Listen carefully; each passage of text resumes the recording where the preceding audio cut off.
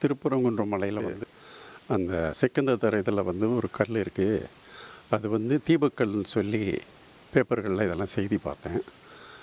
அதைத் தொடர்ந்து வக்கீல் வாஞ்சிநாதன் அந்த கல்லில் வந்து சர்வே குறியீடுகள் இருக்குது, அது சர்வே கல் மாதிரி தெரியுது அப்படின்னு சொன்னார். அவர் சொன்ன குறியீடுகளை வைத்து பார்க்கும் பொழுது அது நிச்சயமாக சர்வே ஸ்டோன் தான்.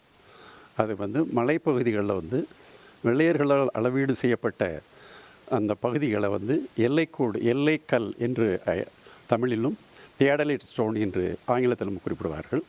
அப்படி கற்கள் மேற்கு தொடர்ச்சி மலை, இந்த மேற்கு தொடர்ச்சி மலையில் நாம் நிறையவே காணலாம். நிறைய இடங்களில் தியாடலைட் ஸ்டோன் கற்கள் இருக்கும்.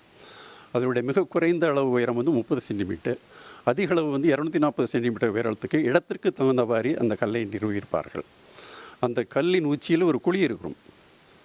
குழி அது தியாடலைட் கருவியை பொருத்துவதற்காக அமைக்கப்பட்டது. அதில் அமைத்து தான் அந்த நிலவை அளவீடு செய்வார்கள். பொதுவாக வந்து கிராமங்களில் எங்கே கல்லில் குழி இருந்தாலும் எண்ணெய் ஊற்றி நெருப்பு வச்சு விளக்கேற்ற வழக்கம்தான். இது வந்து ஒரு கோயில் பகுதியில் இருக்குது, கோயிலுக்கு முன்னாடி இருக்குது. அப்படிங்கும்போது அதை வந்து பயன்படுத்தியிருக்கலாம்.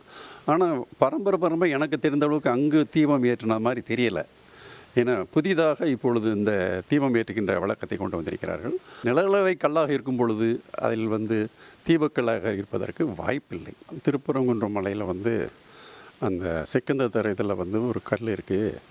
அது வந்து தீபக்கல்னு சொல்லி பேப்பர்களில் இதெல்லாம் செய்தி பார்த்தேன்.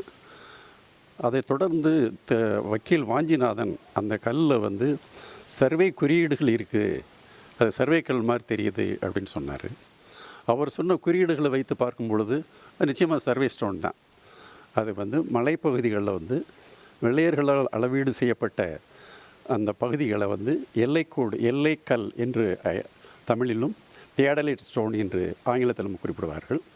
அப்படி கற்கள் மேற்கு தொடர்ச்சி மலை, இந்த மேற்கு தொடர்ச்சி மலையில் நாம் நிறையவே காணலாம். நிறைய இடங்களில் தியாடலைட் ஸ்டோன் கற்கள் இருக்கும்.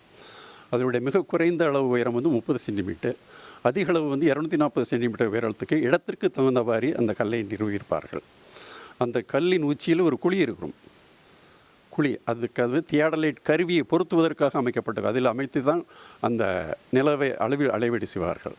பொதுவாக வந்து கிராமங்களில் எங்கே கல்லில் குழி இருந்தாலும் எண்ணெய் ஊற்றி நெருப்பு வச்சு விளக்கேற்ற வழக்கம்தான். இது வந்து ஒரு கோயில் பகுதியில் இருக்குது, கோயிலுக்கு முன்னாடி இருக்குது. அப்படிங்கும்போது அதை வந்து பயன்படுத்தியிருக்கலாம்.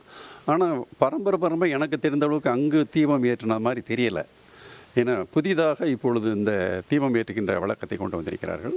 நிலளவை கல்லாக இருக்கும் பொழுது அதில் வந்து தீபக்கல்லாக இருப்பதற்கு வாய்ப்பில்லை.